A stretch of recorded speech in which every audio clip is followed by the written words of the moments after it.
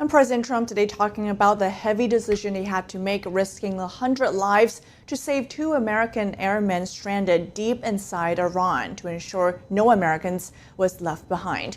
Joining me now to discuss these latest developments is Scott Brown, former U.S. ambassador to New Zealand and former U.S. senator from Massachusetts, as well as John Sitilides, a senior fellow for global risks and Center for the National Interest. Thank you both for joining us tonight.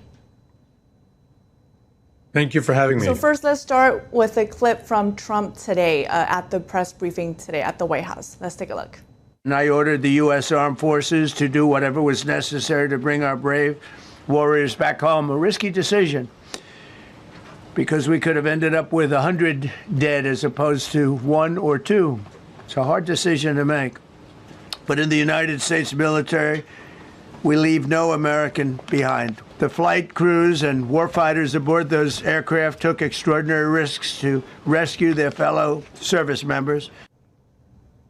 So first, Ambassador, talk to us about the difficult decision that President Trump, as the Commander-in-Chief, had to face to send in the rescue forces to really rescue the 2, if not just 1, of the U.S. airmen that was left behind. Well, first of all, thank you for being on, John. It's good to see you. And respectfully, that's what the Commander-in-Chief does, especially this Commander-in-Chief. There's no way he's going to leave somebody in Iran who potentially will be used as a tool, a propaganda tool, and tortured and worse. So I'm glad he did it. It was a highly executed, a top secret mission. And we're seeing more and more of these with this administration. I think I've really enjoyed under the Department of War right now is there's no leaks, aside from what the president referenced with a potential reporter putting out some information. There's been no leaks that would put these types of operations in jeopardy. And you also referenced in your opening that, the Secretary General's coming. Well, it's about time. And the fact that our allies, they're like friends who, your whole life, oh, can I borrow this? Can you help me with that? Can you do this? Can you do that? Then when you ask them for their help, they're never there. That's what's happening right now in Europe. So shame on them. And what goes around comes around. And listen, I want to congratulate, obviously, the president, the men and women who pulled off this mission. It was really something that you would read about. And I'm very disappointed in the Democrats for not even commending the president and the folks that did this and saying, attaboy, great job. We need to do better in times like these. John, many do find very remarkable the heroism displayed in the rescue, both by the leadership and Pentagon as well as the Commander-in-Chief, but also the U.S. service members who are directly involved as well. What message do you think this rescue operation sends to not only people inside the U.S., but also around the world? It's a very important question that you raised there, Iris. First of all, let me just say that it's absolutely remarkable and historic, as the president said, as Ambassador Brown has reiterated here. But for us Americans, so proud of our American servicemen and women, it's utterly unsurprising. They practice, they exercise for years to be able to carry out these types of extraordinarily difficult and intense operations successfully. And I think it was a very high-risk decision, unsurprisingly, again, by President Trump, to send in as many as 100 servicemen, because the life of every American serviceman and woman, especially in theaters of combat, are extraordinarily precious to the American people, as opposed to the Iranian regime, which guns down 35 to 45,000 innocent civilians simply for protesting and wanting a change in government. So the contrast couldn't be sharper. The value that we Americans place in the life of every American citizen and every American soldier, and the complete disregard for the human life and dignity of the citizens of Iran by the Islamic Republican or Revolutionary Guard Corps. I think it also sends a very important message to the Iranian authorities of complete American air dominance over the skies of Iran, and it's a complete humiliation of whatever authorities are existing in Iran, that the Americans were able to operate such a massive operation for extended periods of time without being captured at all by Iranian surveillance equipment. Well, certainly incredible that the rescue crews were able to fly in broad daylight for, like you mentioned, an extended period of time to rescue them. I mean, well, let's talk about what it really took to pull off this mission. We know that all of them today at the White House said it was a very high-risk operation. Let's take a look. They were high-risk, high-stakes missions conducted in the heart of enemy territory. This was not just barely into Iran. This was deep into Iran. involving coordinated strikes to suppress threats, deception tactics to protect our teams, and full synchronization across air, ground, and special operations. The Iranians are still asking themselves right now, how did the Americans do this? Ambassador, talk to us about what impression you were left with this. What does this show about the status of Operation Epic Fury right now between the U.S. and Iran? Well, first of all, don't forget it took Obama, 2 years, 3 months, 11 days to get bin Laden, 30,000 missiles and bombs dropped. It took President Trump's been at it and his team 38 days, not only through Epic Fury, but what he's doing now to make sure that we can neutralize the Iranian threat, whether it's having nuclear materials to make nuclear weapons or be a big bully in that region and destabilizing that region for these fantastic countries. Because I've been to Afghanistan, Pakistan, Israel, Dubai, Jordan, Kuwait, Kazakhstan, know the region, worked with a lot of the ambassadors as a senator and as an ambassador. And I'll tell you what, they want stability. They want security so they can grow and be prosperous and not always kind of looking over their shoulder. This is a textbook operation. They will be writing about this in the academies once it's declassified. And quite frankly, I thought I was watching maybe a Tom Clancy novel, a Dale Brown novel, the way that it was precisely done in the middle of the night, basically finding, as they said, a grain of sand in a mountaintop. It's Herculean. And I'm so proud as someone who served for almost 40 years to think that there are folks like that who give up life and liberty to pursue happiness and make us safe and secure is so humbling. And I wish them well. I hope the president finishes the mission, i.e. gets the Strait open, because that's the only leverage they have. If I were recommending and I was advising them, John, I don't know what you'd say, but I'd say, sir, escort them through. Whenever you see something, go shoot it up. Let's go. Let's just open this thing up. It's time.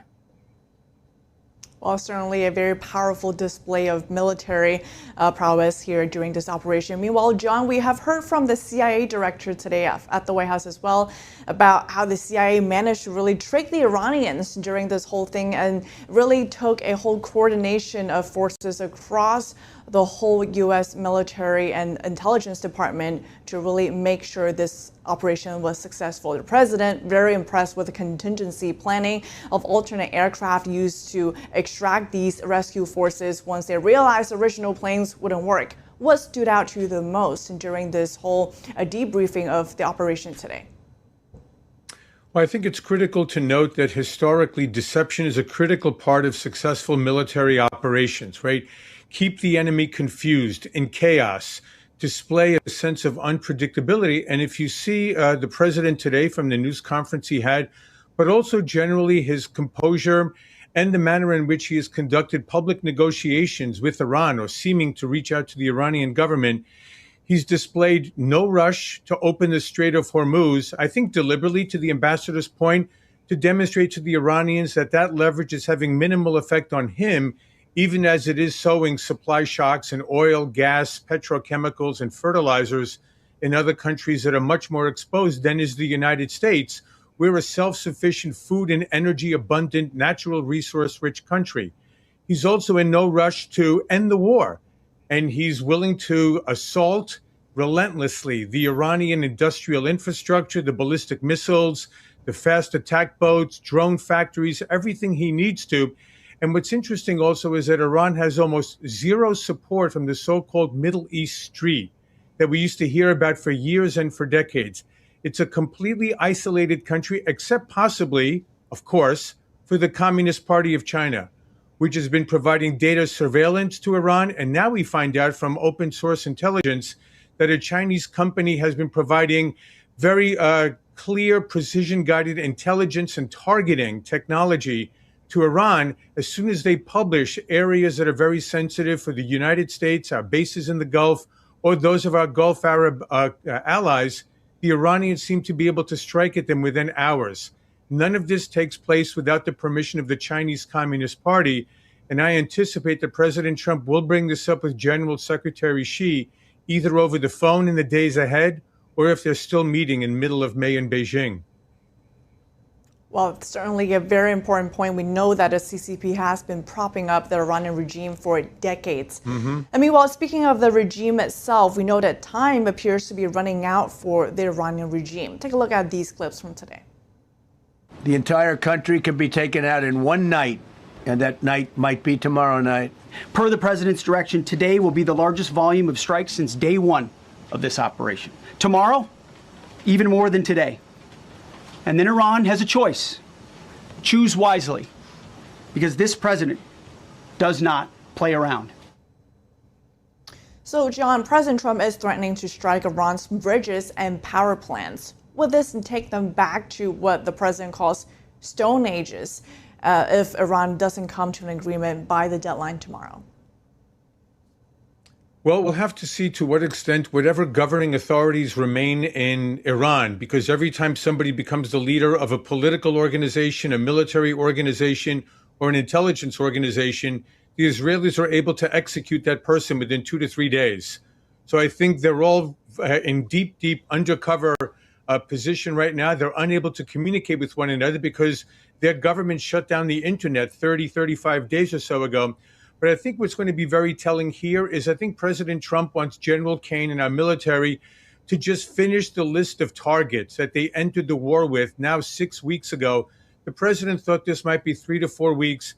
And I think once they feel like they've gotten through the 15 or 18 or 20,000 targets that the military thinks they need to completely attrit the Iranian military, then to Ambassador Brown's point, then I think they feel that it's safe enough to start sending especially destroyers and other naval vessels into the Strait of Hormuz. Hopefully the Iranians by then will have fewer rockets, fewer missiles, fewer drones, fewer fast attack boats. And then we can have the U.S. military, hopefully with the allied forces of the navies of other countries in Europe and in East Asia, escorting tankers to get essential energy, petrochemicals, and fertilizers out of the Gulf, back into world markets and the disruptions, and hopefully prevent any calamitous operations later on this year. Well, either a big turning point for Iran or a big catastrophe for the country as the regime brings the whole country into its fate tomorrow if the deadline is passed. Ambassador, any final thoughts before we wrap up here? Yeah, listen, John was right in terms of us doing and opening up the strait. Respectfully, I'm kind of figuring that out.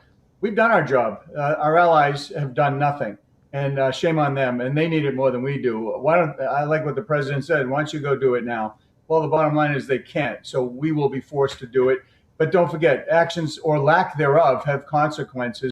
And the president is not going to forget. And neither are the American people, quite honestly. We have contracts. We have bases. They can't pick and choose to tell us when to use our bases, especially when we're out there working for the world. Well, lots to watch for in the upcoming 2 days when the deadline is set for tomorrow and when a NATO chief is set to visit the White House on Wednesday. Ambassador Scott Brown as well as John Sitilides, thank you both for sharing your time and expertise with us today. Appreciate it.